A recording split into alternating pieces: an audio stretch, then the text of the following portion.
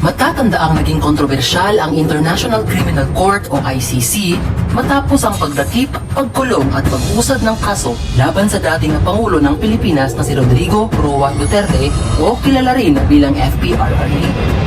Ngunit sa mga nagdaang araw, muling naging laman ng mga bali-balita ang ICC dahil sa pag-impose ng sanctions laban dito. Karama nga ba ito tulad na lamang ng sabi ng iba? O may mas malalim ba na dahilan?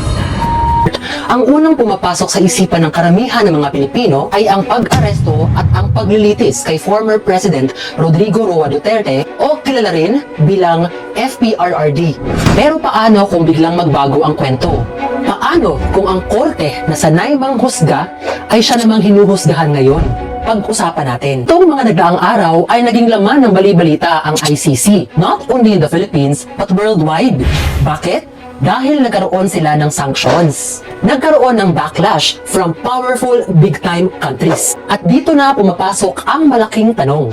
Paniningil na ba ito ng mundo? O simula na ng paghina ng kapangyarihan ng ICC? Ano nga ba ang ICC? Ang ICC ay bahagi ng isang global effort for international criminal justice. Ngunit malinaw sa atin na isa itong court of last resort. Ibig sabihin, papasok lamang ang ICC kung hindi na kayang gampanan ng national courts ng isang bansa ang trabaho nito. In other words, the ICC does not replace the domestic or local courts in a particular country. Its role is only to complete what lacks in the national courts of the involved countries. At para malinaw sa lahat, ang ICC ay itinatag sa ilalim ng isang international treaty na tinatawag na Rome Statute. At ito ang kauna-unahang permanent international criminal court sa buong mundo. And generally, ang saklaw nito ay mga bansang voluntaryong nag-ratify at sumali sa Rome Statute.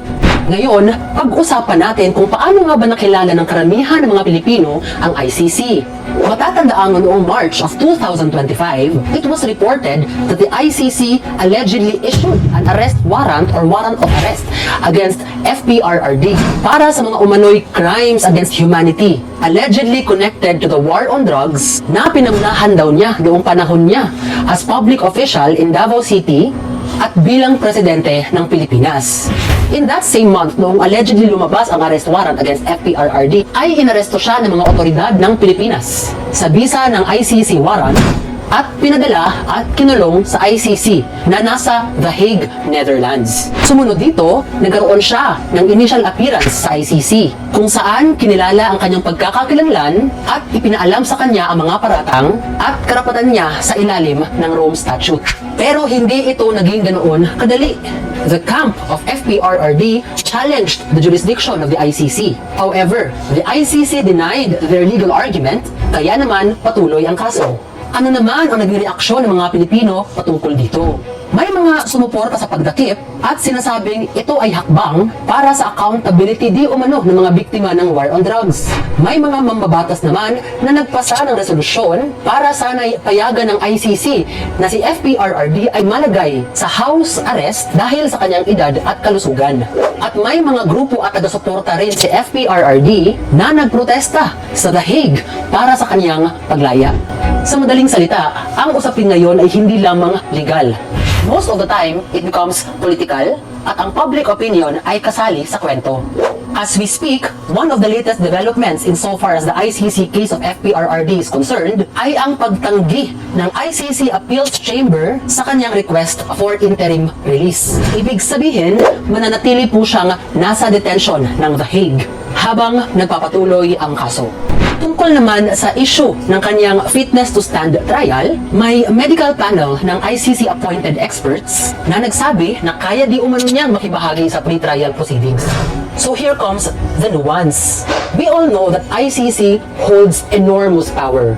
Kaya nilang mag-impose ng grave sanctions at panagutin kahit ang mga pinakamakapangyarihang leaders from different countries around the world. Tulad na lamang halimbawa ni FPRRD. Ngunit ngayon, there is a twist in the situation. This same court na matagal nang nagpapataw ng sanctions at penalties sa iba, ay siya namang nakakaranas ng sanctions at pressure ngayon. Travel bans, financial restrictions, personal consequences. Para sa isang institusyon na sanay mag-impose ng pressure sa iba, ito ay isang bihirang pagkakataon na sila naman ang nakakaranas ng pressure ngayon. Question, bakit nga ba ito nangyari? Ayon sa mga news reports, una nang nag-impose ang United States or US laban sa ICC noong 2020 under the Trump administration. This sanction was lifted noong Biden administration. But take note na ang pangunahing dahilan kung bakit nag-impose ng sanctions ang US against ICC ay ang pagtutol ng US sa ICC investigations tungkol sa posibleng war crimes na ginawa umano ng US personnel sa Afghanistan.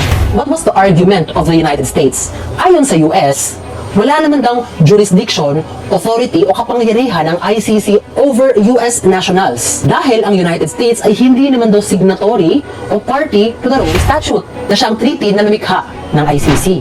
Fast forward to 2025, nagkaroon po ng executive order ang United States, once again imposing sanctions against the ICC at sa mga opisyal nito, kabilang na ang mga visa bans and asset freezes. Sinabi ng US na hindi tama ang pag-assert ng ICC ng jurisdiction sa mga US and allied nationals at lalo na ang pag-issue ng arrest warrants ugnay umano ng mga aksyon ng Israel. Pati na rin ang mga naunang investigations ng ICC patungkol sa US forces sa Afghanistan.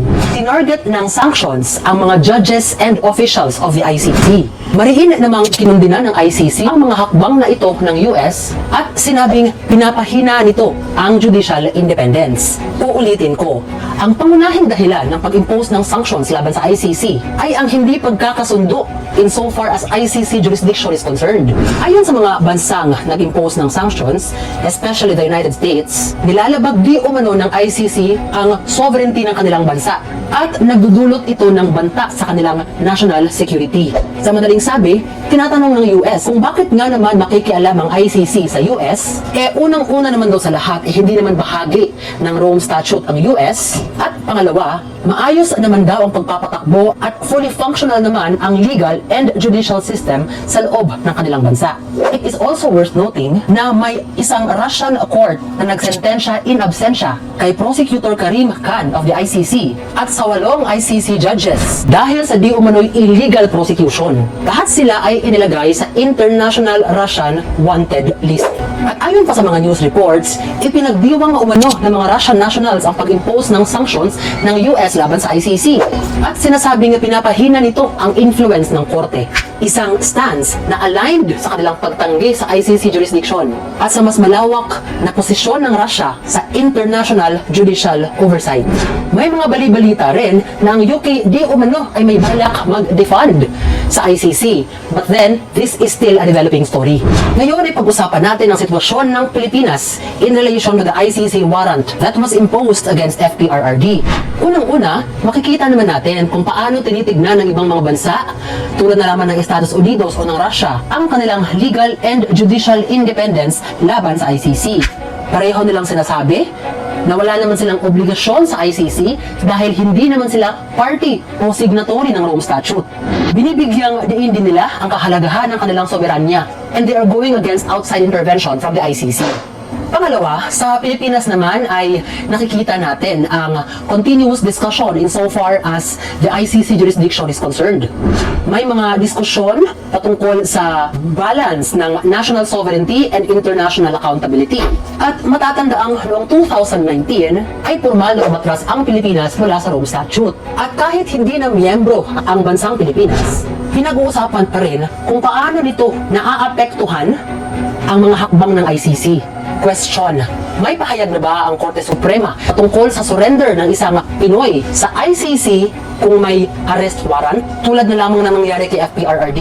Sa ngayon, wala pang final decision ng Supreme Court na nagsasabing dapat ipatupad o dapat sundin ang isang ICC arrest warrant insofar as a Filipino citizen is concerned in relation to the Philippines withdrawal from the Rome Statute in 2019.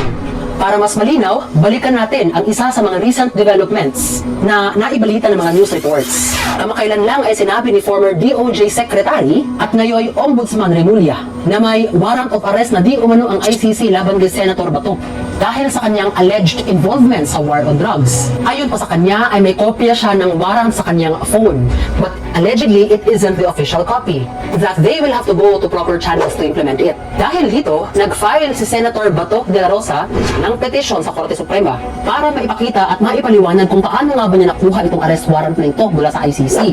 Kasama rin sa kanyang petisyon ay ang bagong rules on extradition bilang isa sa mga legal na basihan kung bakit nararapat lamang na siya ay maging malaya habang dinidinig ang kaso kung meron man. In answer to that, sinabi ng DOJ na pwede naman daw isurrender si Senator Bato sa The Hague, Netherlands kahit hindi sa pamamagitan ng extradition. Para naman sa ilang eksperto sa international law, hindi naman daw applicable ang extradition rule sa mga ICC cases.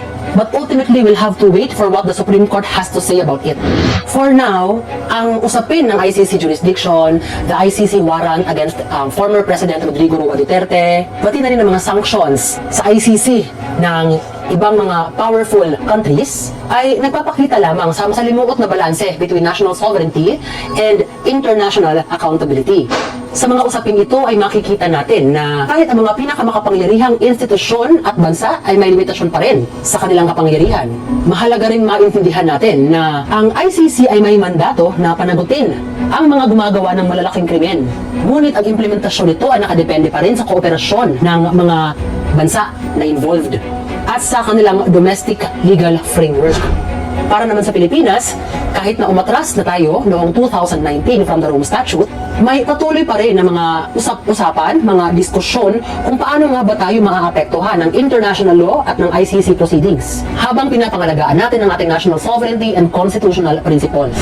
Sa ngayon ang masasabi ko ay isa sa mga pinakamahalagang aral na dapat nating matutunan ay ito. Ang kapangyarihan, accountability, at batas ay magkakaugnay on a global stage. Walang bansa o korte ang ganap na immune from scrutiny. At bawat hakbang ay dapat dumaan sa tamang proseso ng batas at tamang legal review. Sa madaling sabi, ang rule of law ay hindi lamang pambansa kundi pandaigdigan. Kailangan lamang ng balanse between national sovereignty and international accountability. Pero sa tingin ninyo, ano nga ba ang dapat unahin sa mga ganitong pagkakataon? Ang national sovereignty o ang international accountability? I guess that's it for now.